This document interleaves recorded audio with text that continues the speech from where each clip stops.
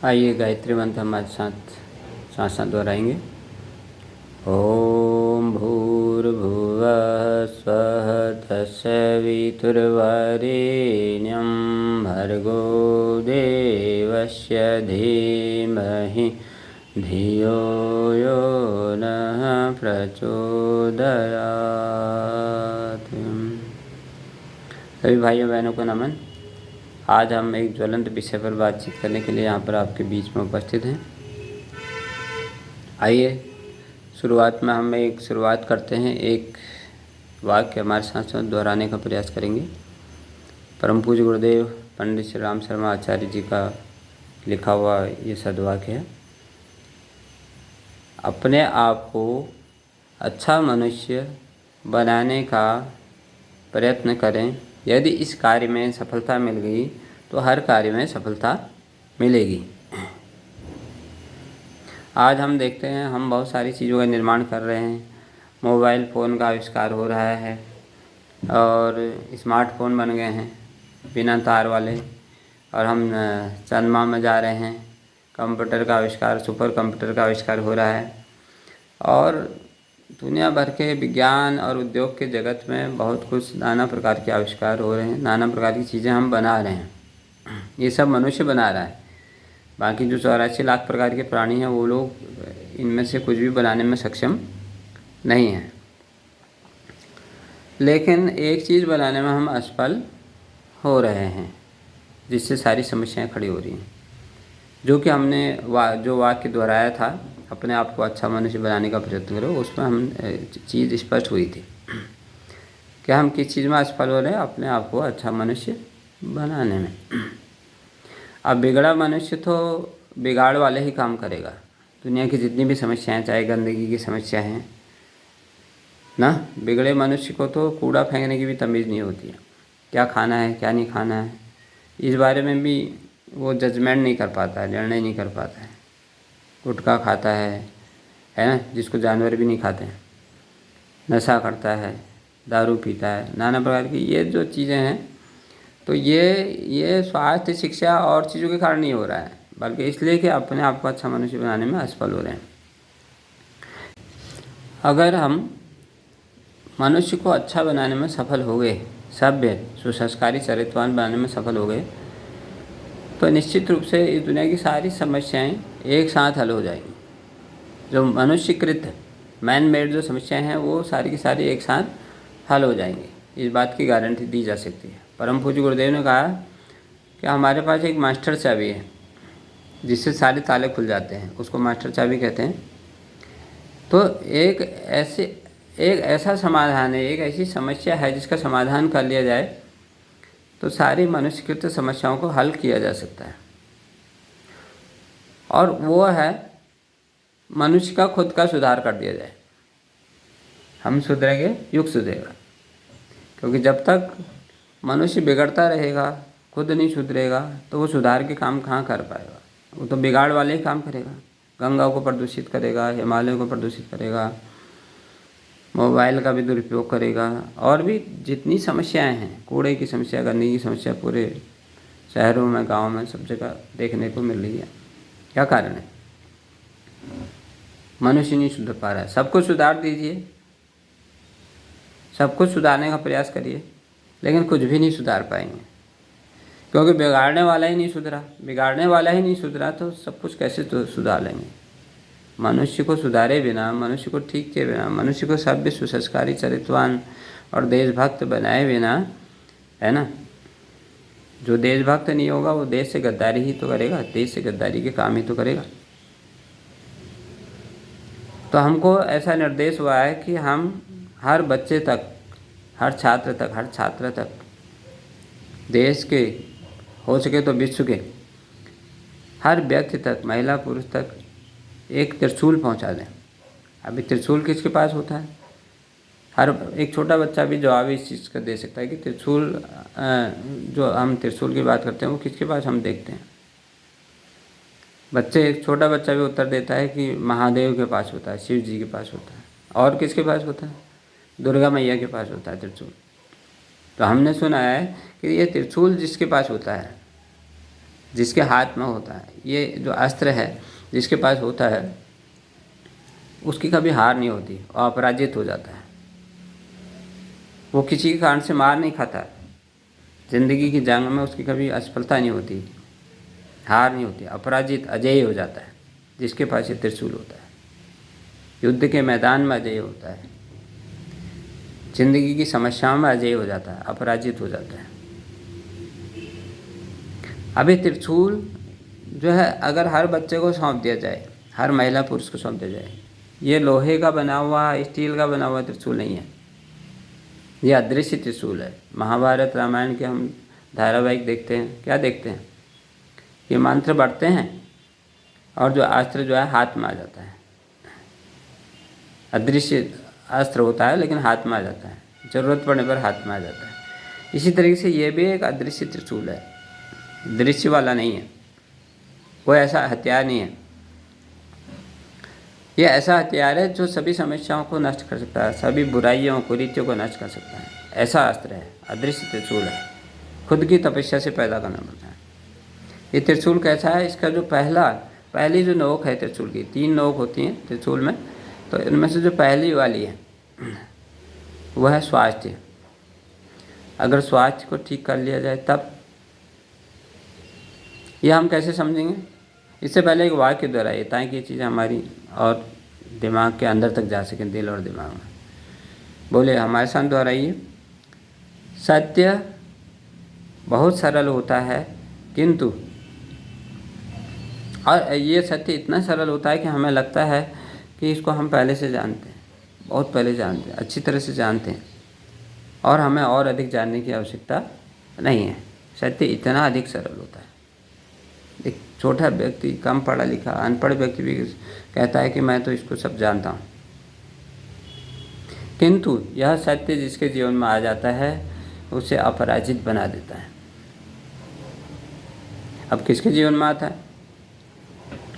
सत्य जो है भाषण देने से ज़िंदगी में नहीं आता, प्रवचन देने से नहीं आता, निबंध लिखने से सत्य ज़िंदगी में नहीं आता। सत्य प्रैक्टिकल से जीवन में आता है। जैसे लकड़ियाँ पड़ी हुई हैं, लकड़ी के अंदर आग होती है, सूखी लकड़ियों के अंदर।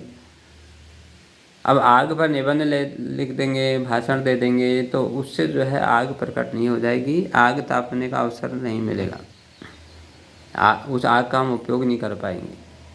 जो आग निबंध में है, भाषण में है, उस आग से क्या करेंगे?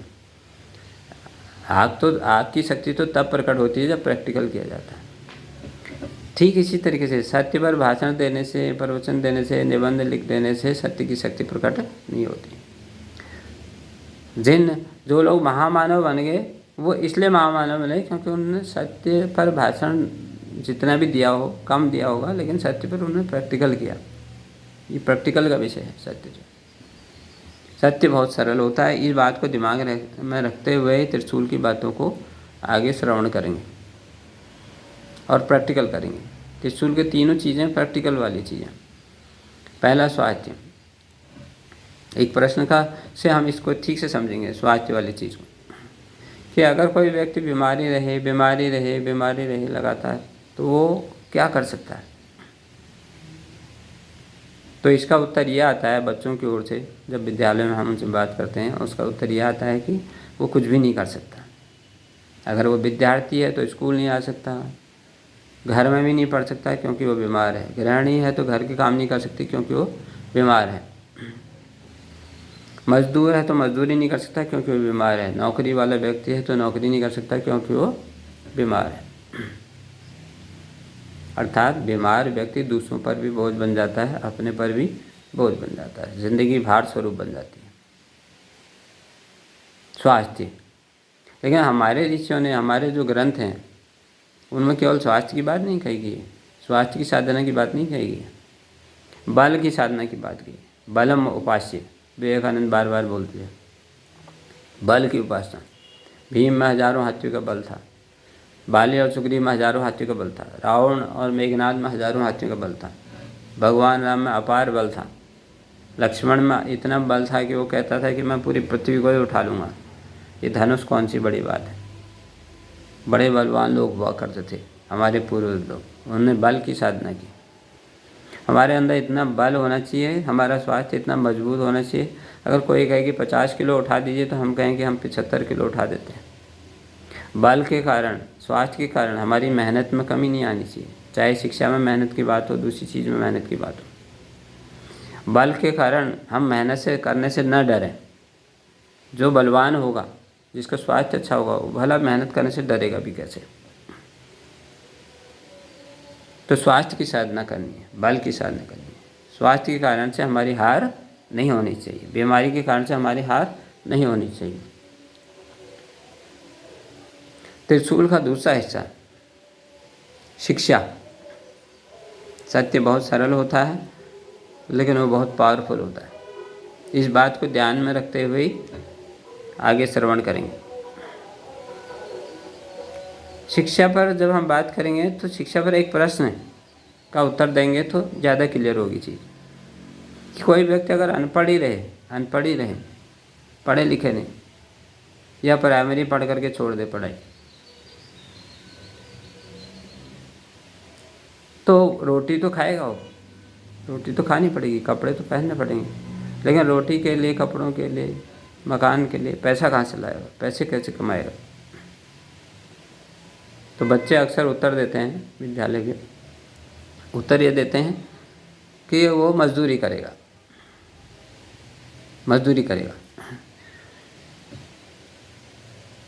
दूसरा ऑप्शन उसके पास ये हो सकता है वो दारू का धंधा करे, गलत चीज़ का धंधा करे। तीसरा ऑप्शन उसके पास हो सकता है कि वो उसको चोरी करनी पड़ेगी, खाना तो खाना पड़ेगा।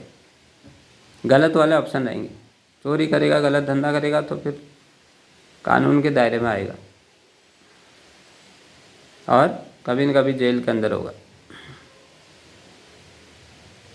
और जो सीधा ऑप्शन उसके पास रहेगा वो ज़िंदगी भर मजदूरी का रहेगा। 60-70 साल की उम्र में भी मजदूरी करेगा, तब जा कर के उसको दिहाड़ी मिलेगी, मजदूरी मिलेगी, तब जाकर रोटी खाएगा। जिस दिन मजदूरी नहीं करेगा उस दिन उसको पैसा मिलने वाला नहीं है, उस दिन वो उसकी कमाई गई। जिस दिन वो बीमार रहेगा, कुछ रहेगा, तो उस दिन मजदूरी नहीं कर पाएगा अनपढ़ व्यक्ति। हमने सुना है कि इंजीनियर लोग अनपढ़ होते हैं, तो बच्चों से जब पूछते हैं कि ये ट्रू है फॉल्स है, ट्रू फॉल्स वाले क्वेश्चन आते हैं तो बोलते हैं फॉल्स। डॉक्टर लोग, अनपढ़ लोगों को डॉक्टर बनाया जाता है और वो इंजेक्शन लगाते रहते हैं अनपढ़ लोग। क्या ठीक है, ट्रू है फॉल्स? तो बच्चे फिर उत्तर देते हैं फॉल्स। जो टीचर बनते हैं, अध्यापक बनते हैं, माँ साहब लोग होते हैं, ये अनपढ़ होते हैं, तो बच्चे हंसने लगते हैं और जवाब देते हैं फॉल्स। तो हम उनसे कहते हैं कि हर बात का जवाब तुम फॉल्स में दे रहे हो, कभी तो ट्रू बोलो। सुना है कि सरकारी नौकरियां अनपढ़ों को मिलती हैं, प्राइवेट नौकरियां अनपढ़ों को मिलती हैं, ट्रू और फॉल्स? बच्चे जवाब देते हैं फॉल्स। हर चीज़ का जवाब फॉल्स में आ रहा है। अर्थात कोई भी सरकारी नौकरी, कोई भी प्राइवेट नौकरी और कोई भी इस प्रकार की चीज़ें, इंजीनियर, डॉक्टर, टीचर, जो भी बनना है, अनपढ़ आदमी को नहीं बनाया जा सकता। तो इससे शिक्षा की शक्ति का पता चलता है। शिक्षा में हमें कितनी मेहनत करनी है? इतनी मेहनत करनी है जिसको तपस्या कहा गया है। हमारे यहाँ ज़्यादा मेहनत को तपस्या कहा जाता है। हमको मेहनत नहीं करनी है, तपस्या करनी है। स्वास्थ्य पर, शिक्षा पर। स्वास्थ्य के अच्छा होगा तो हम बीमार नहीं पड़ेंगे, और स्वास्थ्य की कमजोरी के कारण, बल की कमी के कारण से हम जो समस्याएं आती हैं, बीमारी वगैरह अन्य समस्याएं आती हैं, या मेहनत में कमी आती है, वो चीज़ हमारी ज़िंदगी में नहीं होगी। उसके कारण हम मार नहीं खाएंगे, पराजित नहीं होंगे। और शिक्षा हमें बेरोजगारी और महंगाई से पराजित नहीं होने देगी। शिक्षा कैसी होनी चाहिए? शिक्षा में इतनी तपस्या करनी है, इतनी मेहनत करनी है, जब हमारी शिक्षा पूरी हो जाए और हम कोई नौकरी या किसी चीज़ के फॉर्म भरें, तो हम ये कह सकें कि एक नौकरी मेरी और बाकी नौकरियां औरों की। वो अपनी बात खुद जाने, लेकिन एक सीट मेरी, इतना कह सकें। इतनी मजबूत शिक्षा है, इतनी तपस्या हमें शिक्षा में करनी चाहिए। साधारण शिक्षा से काम चलने वाला नहीं, असाधारण शिक्षा की जरूरत पड़ी। असाधारण स्वास्थ्य, असाधारण शिक्षा, ये त्रिशूल के दो नोक हो गई। बीच वाले नोक जिसके बिना मनुष्य को इस दुनिया की हम एक भी समस्या को हल नहीं कर सकते। तीसरा वाला त्रिशूल का हिस्सा। स्वास्थ्य और शिक्षा तो राक्षसों के पास भी था। रावण के पास स्वास्थ्य और शिक्षा, हमारे पास कहाँ होगा? रावण तो राजा था, मेघनाथ राजा का बेटा था, उसके पास शिक्षा की कमी रहेगी, स्वास्थ्य की कमी रहेगी। हजारों हाथियों का बल था, बाली के अंदर हजारों हाथियों का बल था, राजा था, तो राजा के पास शिक्षा की कमी रहेगी। राजकुमार के पास, दुर्योधन के पास कितनी शिक्षा थी? राजा का बेटा था, अच्छे से अच्छे स्कूल में पढ़ सकता है राजा का बेटा। जो आतंकवादी बन जाते हैं, उग्रवादी बन जाते हैं या गलत धंधों में लग जाते हैं, उनके पास शिक्षा की कमी है क्या? शिक्षा की कमी नहीं। केवल शिक्षा के कारण से, जो मॉडर्न एजुकेशन है, गुरुकुलों में अलग शिक्षा थी, केवल मॉडर्न एजुकेशन के द्वारा मनुष्य को सभ्य, सुसंस्कारी और देशभक्त नहीं बनाया जा सकता। उसमें तो हम गणित पढ़ते हैं, विज्ञान पढ़ते हैं, भूगोल पढ़ते हैं, कंप्यूटर पढ़ते हैं। कंप्यूटर पढ़ करके किसी को सभ्य नहीं बनाया जा सकता। फिजिक्स और केमिस्ट्री पढ़ करके किसी को सभ्य नहीं बनाया जा सकता। उसकी पढ़ाई अलग है, सभ्य और सुसंस्कारी बनाने में। वो जो त्रिशूल का तीसरा हिस्सा है वो बताता है। उसको कहते हैं चरित्र, उसको कहते हैं अच्छे संस्कार, उसको कहते हैं सभ्य, उसको कहते हैं अच्छी आदतें, शिष्टाचार, अच्छा चिंतन, अच्छा चरित्र, अच्छा व्यवहार। ये जो है शब्द कोई भी ले लीजिए, अर्थ एक ही है, हिडन मीनिंग एक ही है उसका। चरित्र, नैतिक व्यक्ति। नैतिकता शब्द बहुत सरल है, सत्य बहुत सरल होता है, पावर बहुत होती है, प्रैक्टिकल करना पड़ता है। नैतिकता प्रवचन और निबंध लिखने का विषय नहीं है, प्रैक्टिकल का विषय है। वो नैतिकता जिसके जीवन में आती है, उसकी शक्ति उसके जीवन में दिखाई देती है। चरित्रवान व्यक्ति अलग ही होता है, उसकी खुशबू ही अलग होती है, उसकी आभा ही अलग होती है। भगवान राम कृष्ण, क्या आभा थी उनकी? वो चरित्र की आभा थी, केवल स्वास्थ्य और शिक्षा की आभा नहीं थी, चरित्र की आभा थी। स्वास्थ्य और शिक्षा दुर्जनों को तो चाहिए ही, देश के गद्दारों को तो चाहिए ही, लेकिन देशभक्तों को भी चाहिए। जब हम चरित्र की बात करें तो स्वास्थ्य और शिक्षा को नेगलेक्ट नहीं कर सकते। हर तरीके से मजबूत होना है।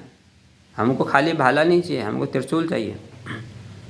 त्रिशूल का जो तीसरा वाला नोक है जो बिल्कुल अनिवार्य रूप से आवश्यक है। चरित्र को कैसे समझेंगे? महत्ता को। एक और अर्जुन खड़ा है, उसके साथ कृष्ण खड़े हैं। एक और दुर्योधन खड़ा है, उसके साथ कृष्ण खड़े नहीं हैं। प्रश्न यह है कि अर्जुन के साथ क्यों खड़े हैं भगवान और दुर्योधन के साथ क्यों खड़े नहीं हैं? दोनों राजकुमार हैं, दोनों के पास स्वास्थ्य अच्छा है। राजकुमार के पास खाने पीने की कमी होगी क्या? एक्सरसाइज की कमी होगी? उनके पास तो पूरा मैदान होगा, जिम होगा स्वास्थ्य के लिए। शिक्षा की कमी होगी राजकुमार के पास, बढ़िया से बढ़िया स्कूल में पढ़ सकता है, तो उनके पास स्वास्थ्य और शिक्षा है। फिर भी एक के साथ अर्जुन के साथ कृष्ण खड़े हैं और दुर्योधन के साथ नहीं खड़े हैं। इस प्रश्न का उत्तर क्या है? क्यों नहीं खड़े हैं दुर्योधन के साथ और क्यों खड़े हैं अर्जुन के साथ? स्वास्थ्य और शिक्षा के कारण से नहीं है। ये जो तीसरा वाला हिस्सा है इसके कारण से। तीसरा वाला चरित्र, अर्जुन के पास चरित्र है तो वहाँ पर कृष्ण खड़े हैं, और दुर्योधन के पास चरित्र नहीं है तो वहाँ पर कृष्ण नहीं खड़े हैं। अमीरी गरीबी को भगवान नहीं देखता। सबरी से गरीब कौन होगा? लेकिन चरित्र था सबरी के पास, अच्छे संस्कार थे, जिसके कारण से भगवान सबरी के यहाँ आए। विदुर चरित्र वाले व्यक्ति थे, इसलिए भगवान शाम को रहने के लिए उनके यहाँ गए, खाना वहाँ खाया। दुर्योधन के यहाँ नहीं गए। जहाँ चरित्र है, जहाँ ईमान है, जहाँ सच्चाई है, वहाँ भगवान है, वहाँ देवताओं की शक्ति है, वहाँ ऋषियों की शक्ति है, वहाँ इस ब्रह्मांड की जितनी प्राकृतिक शक्तियाँ हैं वो सारी शक्तियाँ वहाँ दृश्य और अदृश्य रूप से सहयोग करने को तत्पर रहती हैं। चरित्र का बल महान बल होता है, उससे महान कोई भी बल नहीं होता है। इस दुनिया की जितनी भी समस्याएं हैं वो चरित्र को ठीक के बिना उनमें से एक भी समस्या को हल नहीं किया जा सकता। एक छोटी समस्या को हल नहीं किया जा सकता। गंदगी की समस्या को हल नहीं किया जा सकता। केवल चरित्र वाला व्यक्ति ही कूड़े को सही जगह पहुंचाना जानता है। चरित्रहीन व्यक्ति कितना भी शिक्षित हो, कितना भी स्वस्थ हो, उसका कूड़ा फेंकने की भी तमीज़ नहीं होती। केवल चरित्रवान व्यक्ति इस बात को जानता है कि क्या खाना है क्या नहीं खाना है। नशे से मुक्त केवल चरित्रवान व्यक्ति रह सकता है, क्योंकि खाने का भी एक चरित्र होता है, बोलने का भी एक चरित्र होता है। यह चरित्र जो है, चरित्र सारी समस्याओं को, चरित्र ही मास्टर चाबी है। चरित्र निर्माण का मतलब है हम एक देशभक्त पैदा कर रहे हैं। चरित्रवान व्यक्ति देश से कभी गद्दारी नहीं कर सकता। हम एक भगत सिंह पैदा कर रहे हैं, एक सुभाष चंद्र बोस पैदा कर रहे हैं। भगत सिंह कितनी शिक्षा वाले थे हमें नहीं पता, ढूंढना पड़ेगा पता करने के लिए, लेकिन ये पता है कि भगत सिंह चरित्र वाला व्यक्ति था। स्वास्थ्य और शिक्षा में कितना था, कितना मजबूत था, ये हमें कम पता है। ठीक थे, स्वस्थ भी थे, लेकिन जो भगत सिंह के अंदर जो देशभक्ति का भाव आया वो चरित्र के कारण से आया। स्वास्थ्य और शिक्षा तो राक्षसों के पास भी बहुत ज़्यादा होती है, आतंकवादियों के पास भी होती है, उग्रवादियों के पास भी होती है, देश के गद्दारों के पास भी स्वास्थ्य और शिक्षा होती है। दारू का धंधा करने वाले अनपढ़ होते हैं क्या? चरित्र ही वो मास्टर चाबी है जिसके द्वारा इस घर, परिवार, देश, समाज और पूरे विश्व की समस्याओं को हल किया जा सकता है। अन्यथा कला होंगे, कलेश होंगे। चरित्रहीनता जहाँ है वहाँ कला है, कलेश है। पारिवारिक कला भी होते हैं, जैसे पांडव और कौरवों का कला हुआ, चरित्र की कमी की वजह से। और कलह अगर दूर होगा, युद्ध अगर दूर होंगे, आतंकवाद उग्रवाद अगर दूर होगा, तो चरित्र की शक्ति से होगा। गंदगी की समस्या हल होगी, नशे की समस्या होगी, और भी कुरीतियाँ हैं, पशु बलि है, दहेज प्रथा है, ये अगर हल होंगी तो चरित्र की ताकत से होंगी। और दुर्भाग्य इस देश का है, भारत का, जो चरित्र का देश, चरित्र के कारण जिस देश की पहचान होती है, उसी देश में चरित्र की शिक्षा जो है गायब होगी। कोई भी उस दायित्व को पूरा नहीं कर पाए, उसकी भारी कमी होगी। और ये कलयुग जो आता है चरित्र की कमी से आता है। सत्युग और कलयुग ये जानवरों के लिए नहीं होते हैं। 84 लाख प्रकार के प्राणी, किसी के लिए भी सत्युग नहीं होता है, किसी के लिए भी कलयुग नहीं होता है। इसकी डेफिनेशन केवल जो है मनुष्य के लिए है। और मनुष्य समाज में जो सत्युग आता है वो चरित्र की वजह से आता है, और कलयुग आता है चरित्रहीनता की वजह से आता है। चरित्र के ही रूपांतरण से, नैतिकता और अनैतिकता के कारण से ही युगांतर हो जाता है, युग परिवर्तन हो जाता है। अगर दुनिया के अंदर युगांतर होगा, युग परिवर्तन होगा, जो चरित्र के बल पर होगा, केवल स्वास्थ्य और शिक्षा के बल पर नहीं होगा। लेकिन स्वास्थ्य और शिक्षा भी चाहिए, उसको भी नेगलेक्ट नहीं कर सकते। दुर्जनों को स्वास्थ्य चाहिए, दुर्जनों को शिक्षा चाहिए, तो सज्जन को उससे भी ज़्यादा चाहिए स्वास्थ्य और शिक्षा। रावण अगर बलवान है तो राम को भी बलवान होना पड़ेगा। रावण अगर शिक्षित है तो राम को भी शिक्षित होना पड़ेगा। लेकिन राम की जो विजय होगी वो चरित्र की वजह से होगी। हो सकता है स्वास्थ्य और शिक्षा में दुर्जन व्यक्ति भारी पड़े, लेकिन समस्याओं का हल चरित्र के बल पर होगा। विजय तो वहीं होगी जहाँ नीति होगी। यत्र पार्थ धनुर्धर यत्र योगेश्वर कृष्ण। विजय तो वहीं होगी, नीति तो वहीं होगी, विभूति तो वहीं होगी, सफलता तो वहीं होगी, विकास तो वहीं होगा, अन्यथा विनाश होगा। चरित्रहीनता का मतलब विनाश। मनुष्य का निर्माण कर दीजिए, युग का निर्माण हो जाएगा। अपने आप को अच्छा मनुष्य बना लें, अपना सुधार संसार की सबसे बड़ी सेवा है। ऋषियों ने ऐसे ही नहीं कहा हम सुधरेंगे युग सुधरेगा। हम सुधरेंगे, किस चीज़ में सुधार करना? यही त्रिशूल, ये त्रिशूल हर देश के हर नागरिक को पकड़ाना है। वो अजय हो जाएगा, अपराजित हो जाएगा।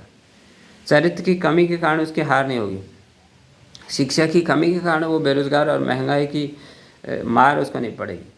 और स्वास्थ्य की कमी के कारण से उसको बल की कमी नहीं होगी, मेहनत में उसकी कमी नहीं आएगी। मेहनत करने से डरेगा नहीं। आज का बच्चा छात्र जो है मेहनत करने से डरता है। पढ़ाई में मेहनत, दूसरी मेहनत। क्यों? क्योंकि बल की कमी है, स्वास्थ्य की कमी है, ऊर्जा की कमी है। ऊर्जा और कार्य का संबंध है, बिना ऊर्जा के कार्य नहीं होते। अब अंतिम बिंदु में हम आ रहे हैं। स्वास्थ्य की शिक्षा तो अधिकतर घर में हो जाती है,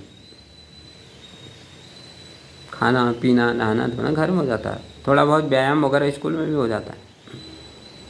और जो ये पढ़ाई लिखाई वाली मॉडर्न एजुकेशन है, ये स्कूल में हो जाती है अधिकतर, और थोड़ा घर में होती है, सेल्फ स्टडी, होमवर्क, ये सारा कार्य घर में हो जाता है। थोड़ा बहुत ट्यूशन पढ़ लेते हैं बच्चे, शिक्षा हो गई, शिक्षा की व्यवस्था हो गई, स्वास्थ्य की व्यवस्था भी हो गई, हालांकि उतनी अच्छी नहीं हुई जितनी होनी चाहिए, उसको और सुधारने की आवश्यकता है। लेकिन चरित्र की शिक्षा के लिए कहाँ जाएं? ये तो पूरा प्रैक्टिकल का विषय है। इसमें तो थ्योरी 10% होती है, 90% तो प्रैक्टिकल है।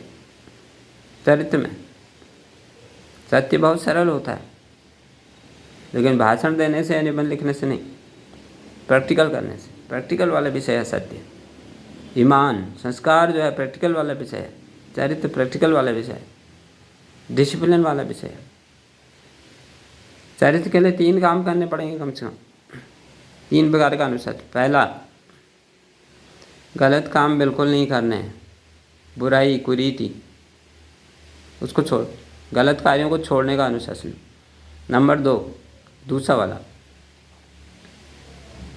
केवल सही काम ही करना है सुबह से शाम तक, जनवरी से दिसंबर तक सही कार्यों को ही करना है, और अवश्य करना है सही कार्यों को, कर्तव्य। और तीसरा चरित्र, तीसरा जो है सही काम को भी सही तरीके से करना है। विद्यार्थी पढ़ने के लिए आते हैं, सारे विद्यार्थी 100 200 400 जितने भी बच्चे हैं विद्यालय में, कई विद्यालयों में तो 1000 भी होते हैं, 1500 भी होते हैं, 2500 भी होते हैं बड़े शहरों में। इतने विद्यार्थी आ रहे हैं, शिक्षा के लिए आ रहे हैं। शिक्षा सही काम है, लेकिन उस सही काम को भी सही तरीके से नहीं कर पा रहे। सही काम भी रिजल्ट तभी देता है जब सही तरीके से किया जाए। गलत काम करना नहीं है, लेकिन सही काम को भी सही तरीके से करना है। झाड़ू लगाना तो सही से लगाना है, कपड़े धोना तो सही से। छोटा काम है बड़ा काम है इससे मतलब नहीं, सही काम जो भी हमारे हाथ में आ रहा है उसको सही तरीके से करना है। क्वालिटी वाला काम करना है, क्वांटिटी वाला नहीं। केवल कर दिया इसलिए नहीं, खाना पूरी नहीं करनी, सही काम को सही तरीके से। शिक्षा सही काम है, लेकिन तपस्या करनी है, सही तरीके से करना उसको, तब नतीजा आएगा, तब बेरोजगारी जाएगी। और स्वास्थ्य जो है सही काम है, लेकिन उसमें मेहनत की आवश्यकता है। कुछ भी खाया जा रहा है आदमी, चाउमीन मोमो दुनिया भर की चीज़। एक IIT टॉपर था नितिन जैन, 2009 का टॉपर, फिर IIT दिल्ली से पढ़ा उसने, तो उसकी किताब है सीक्रेट ऑफ माई सक्सेस करके, वो हमने पढ़ी। उसमें लिखा है, उसकी माताजी से पूछा गया कि आप अपने बच्चे के स्वास्थ्य के लिए क्या करते हो, तो एक ही उत्तर था कि ये बाहर का खाना नहीं खाता है। इसका एक ही सूत्र है स्वास्थ्य का, बाहर का खाना नहीं खाता, और घर में जो खाएगा वो तो शुद्ध ही होगा, साफ होगा, और पोषक तत्वों को ध्यान में रखते हुए ही बनाया जाएगा। बहुत जागरूक रहना पड़ेगा। यह IIT टॉपर की माता का जवाब है, बाहर का खाना नहीं खाता, दुनिया भर की चीज़ें। किसी को गलत लग सकता है, जो बाहर भी खाना बना रहे हैं वो ज़्यादा शुद्ध तरीके से और ज़्यादा बेहतर चीज़ें बना सकते हैं, खाने लायक चीज़ें बना सकते हैं। तो इसे करना पड़ेगा, इसके बिना हल नहीं होगा। तो चरित्र की शिक्षा के लिए कहाँ जाएँ? स्वास्थ्य की शिक्षा घर में हो रही है, मॉडर्न एजुकेशन स्कूल में हो रही है, चरित्र के लिए क्या करना पड़ेगा? तो इसके लिए शांतिकुंज हरिद्वार अखिल विश्व गायत्री परिवार का जो केंद्र है, वहाँ से एक पूरा पाठ्यक्रम बनाया गया नैतिक शिक्षा का, चरित्र निर्माण का, कक्षा 5 की कक्षा 6 की डिग्री कॉलेज तक। हर कक्षा की हिंदी भाषा में, अंग्रेजी भाषा में भी आती। पूरा किताब बनाएगी नैतिक शिक्षा की, भारतीय संस्कृत ज्ञान परिषद की पुस्तकें बनाएगी नैतिक शिक्षण के लिए। उसका मूल उद्देश्य है चरित्र निर्माण। जैसे हिंदी का पाठ्यक्रम होता है, अलग अलग कक्षा में अलग अलग किताब पढ़ी जाती है। वो 30-40 पन्ने की किताब होती है, बहुत ज़्यादा पढ़ाने की आवश्यकता नहीं है चरित्र निर्माण के लिए, क्योंकि उसमें थ्योरी तो 10% ही होता है, 90% तो प्रैक्टिकल होता है। उस पुस्तक को जो भी पढ़ेगा वो प्रैक्टिकल करेगा, तभी जाके उसका चरित्र निर्माण होगा। फिर उस पुस्तक के आधार पर फिर एक परीक्षा की जाती है ऑल इंडिया लेवल पर 20-22 राज्यों में, 50 लाख के करीब बच्चे उसमें बैठते हैं। और हमारे उत्तराखंड में भी वो परीक्षा होती है। पिछले वर्ष हमने अल्मोड़ा ज़िले से भी लगभग 62 स्कूल के बच्चे उसमें बैठे थे। हज़ारों लोग बच्चों ने बैठे थे उस परीक्षा में। 1 घंटे की ओएमआर शीट पर जो गोले पर निशान लगाने वाली परीक्षा होती है, ज़्यादा लिखना उखना नहीं है, पढ़ना भी कम ही है, 30-40 पन्ने की। सैटरडे संडे को पढ़ लीजिए। हिंदी भाषा में किताब पढ़नी हिंदी में पढ़ लीजिए, अंग्रेजी में पढ़नी अंग्रेजी में पढ़ लीजिए। और फिर परीक्षा देते हैं और ओएमआर शीट में एक शीट मिलती है, कंप्यूटर शीट, जो मशीन में चेक होती है। और परीक्षा देके स्टेट लेवल, जिला लेवल और स्कूल लेवल पर मेरिट बनती है। फर्स्ट सेकंड थर्ड पुरस्कार वगैरह दिया जाता है। हर बच्चे को प्रमाण पत्र भी दिया जाता है। उद्देश्य क्या है? उद्देश्य है हर बच्चे के हाथ में त्रिशूल सौंपना है, भवानी की तरह, महादेव की तरह, अपराजित, अजयी। हमारे जो देश का नागरिक है, हमारे जो परिवार का सदस्य है, उसकी हार नहीं होनी चाहिए। स्वास्थ्य के कारण, शिक्षा के कारण, चरित्र के कारण तो बिल्कुल हार नहीं होनी चाहिए। इस धरती पर मनुष्य के रहते हुए कलयुग का आ जाना मनुष्य की हार है। मनुष्य सर्वश्रेष्ठ प्राणी है तो युग भी सर्वश्रेष्ठ होना चाहिए। और उस जो सर्वश्रेष्ठ युग है उसको सतयुग कहते हैं। मनुष्य अपने पुरुषार्थ से, अपने चरित्र के बल से किसी भी युग को इस धरती पर लाने में सक्षम है। भगवान नहीं लाता। आदमी भाग्यवादी बन जाता है, कहता है कि भगवान लाता है युग को, तो अर्थात आदमी चरित्रहीनता के लिए रास्ता खुल गया उसका। मतलब चरित्र निर्माण का जो ड्यूटी है, कर्तव्य है, उसको वो नहीं करेगा। अगर हर व्यक्ति अपना चरित्र निर्माण करे तो सतयुग लाने के लिए भगवान का इंतजार करने की आवश्यकता नहीं होगी। बस इतनी सी बातें कहनी थी कि इस त्रिशूल पर काम करना पड़ेगा, अपनी तपस्या से पैदा करना पड़ेगा। अपनी तपस्या, गांडीव धनुष अर्जुन को मिला था तो अपनी तपस्या से मिला था। मेघनाथ को वरदान मिले थे तो अपनी तपस्या से मिले थे। रावण को वरदान मिले तो अपनी तपस्या से मिले। दूसरे की तपस्या से वरदान दूसरे को नहीं मिलते। पढ़ेगा कोई और नौकरी किसी और की लगेगी, व्यायाम कोई और करेगा, स्वस्थ कोई और होगा, ऐसा नहीं होता है। चाहे स्वास्थ्य की सिद्धि चाहिए, बल की सिद्धि, चाहे शिक्षा की सिद्धि चाहिए, चाहे रोजगार की सिद्धि चाहिए, और चाहे चरित्र की सिद्धि चाहिए, खुद ही करना पड़ेगा। अपना सुधार स्वयं ही करना पड़ेगा।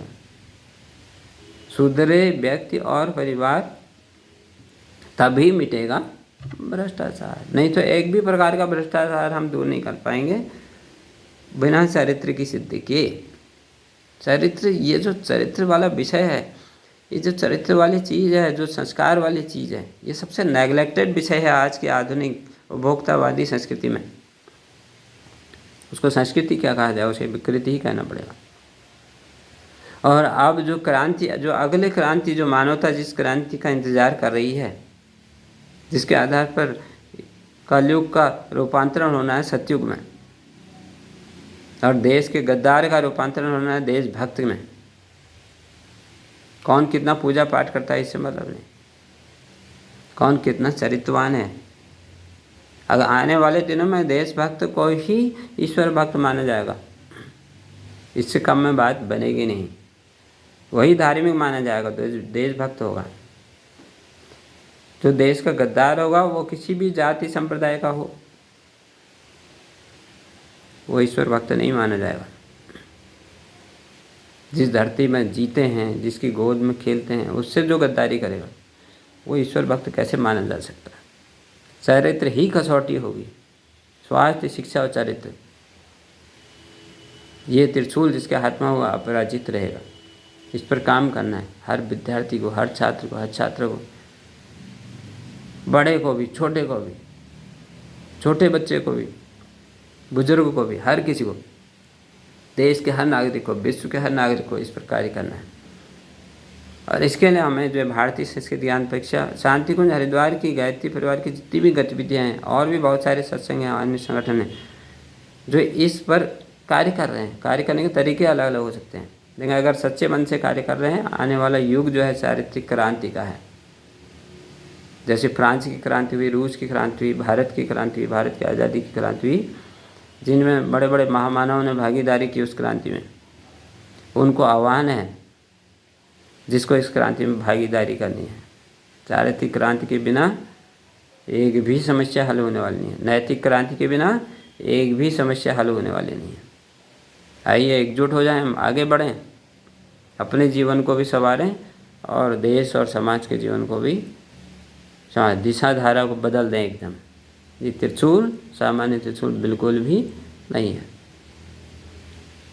टूटी फूटी भाषा में जिस तरीके से भी ये प्रस्तुत किया हो, आप सभी भाइयों बहनों से है, इस वीडियो को सुनिए, आगे बढ़ाइए, इसको शेयर कीजिए, आगे बढ़ाइए, लाइक करें या न करें, शेयर अवश्य करिए ताकि ये त्रिशूल सब तक पहुंच जाए, पूरे देश के एक ना हो सके तो पूरे विश्व में पहुंच जाए और लोग इस पर कार्य करें, क्योंकि पूरी विश्व में जो क्रांति होगी इसके आधार पर होगी। और इस चारित्रिक क्रांति की अधिक गाइडेंस के लिए, उसके लिए शांतिवन हरिद्वार से संपर्क कर सकते हैं। AWGP ये वेबसाइट है वहाँ का, AWGP अखिल विश्व गायत्री परिवार, तो उसको उसमें ढूंढ सकते हैं। और क्योंकि उसका पूरा इस पर अलग से वीडियो भी बनेंगे, तीनों चीज़ों पर, स्वास्थ्य पर, शिक्षा पर, चरित्र पर, उससे और अधिक इस पर होगा। आप इसलिए सब्सक्राइब भी कर लीजिएगा चैनल को, गायत्री प्रज्ञापीठ अल्मोड़ा का जो चैनल है, ताकि जो आगे वीडियो जाएंगे उनको हम, ये स्वास्थ्य शिक्षा चरित्र पर जो अलग अलग वीडियोज़ बनेंगे उनको हम और अधिक थोड़ा स्पष्ट हो सके और चीज़ें और क्लियर होंगी, तो हम ये पूरा जो है अपने आने वाले जो भविष्य है, जो बच्चे हैं, देश का भविष्य है, उनके बीच में हम बेहतर तरीके से कार्य कर पाएंगे। बच्चों से भी निवेदन है कि इस पर कार्य करना शुरू कर देंगे। धन्यवाद।